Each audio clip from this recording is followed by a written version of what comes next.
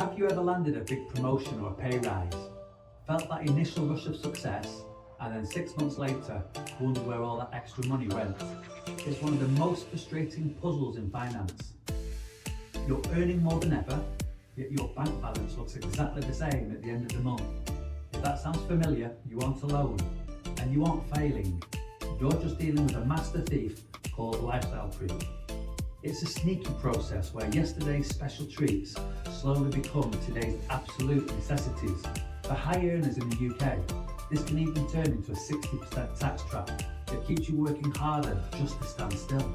Today, we're going to solve the pay rise paradox. I'm going to show you how to identify the creep before it swallows your future, and I'll give you a 5-step battle plan to take back control. Let's head to the video and tame that creep. So, you've done it. You've landed that big pay rise you've worked so hard for. You're feeling good, feeling secure. But what if I told you there's a silent thief already in your wallet waiting to steal all the power from that extra cash? We're talking about something called lifestyle creep, and it is a master at undermining your financial success right when you start to feel it.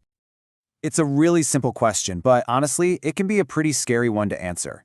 Your salary went up, right? The number on your payslip is definitely bigger, but take a hard look at your savings, your investments. Has your actual wealth kept up? So many people feel this. You're earning more money than ever, but somehow you're not getting any richer. Let's dig into why that happens. All right, let's solve this puzzle. I like to call it the pay rise paradox. And it's all about how the stuff we used to think of as a special treat, a luxury, just has this sneaky way of becoming our new normal. You know, it's just human nature. We adapt. But when we adapt our spending upwards, those old luxuries start feeling like things we absolutely cannot live without. Okay, so here's the official definition for you. Lifestyle creep, or lifestyle inflation, you'll hear that too, is what happens when your spending just naturally expands to match your bigger income.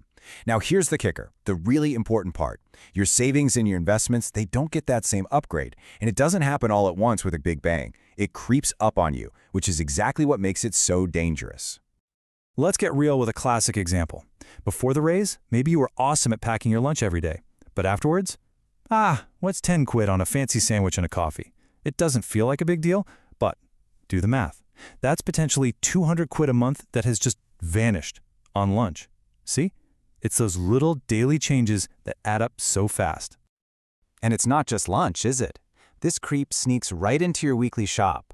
You start reaching for the premium organic stuff without even thinking about it. I mean, you can afford it now, right?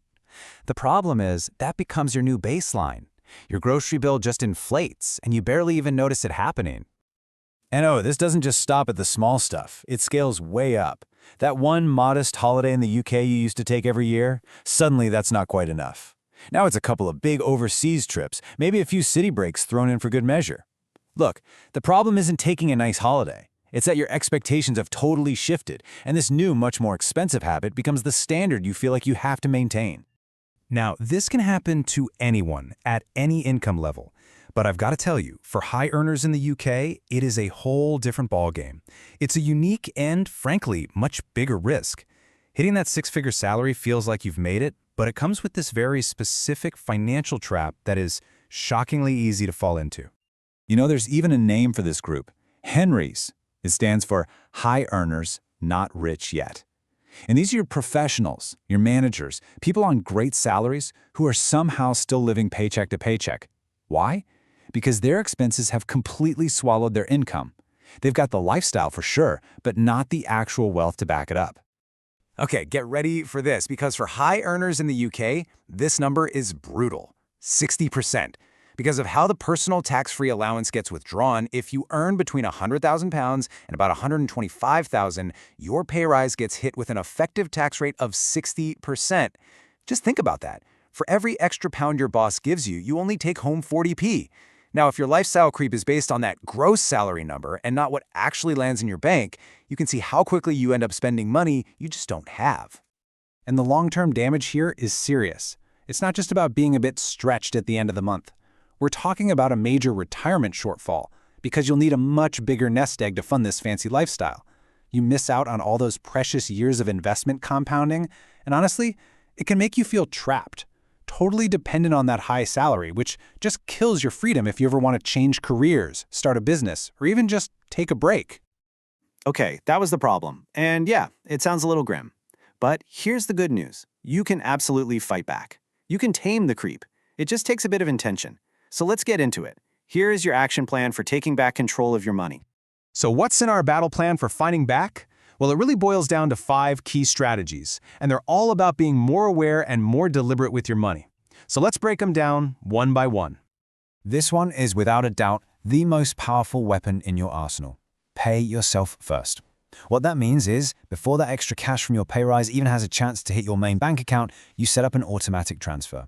Shove a huge chunk of it, I'm talking 50, even 75% straight into your pension, your ISA, wherever. The logic is simple. If you never really see it, you'll never miss it. Next up, you've got to give your money a job, a purpose.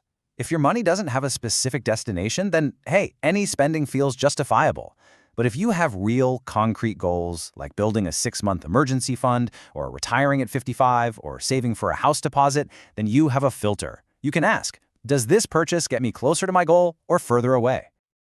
You've probably heard this before, but you really can't manage what you don't measure. So here's a challenge for you. For the next 3 months, just track everything. Use an app, a spreadsheet, the back of a napkin, I don't care. Just do it.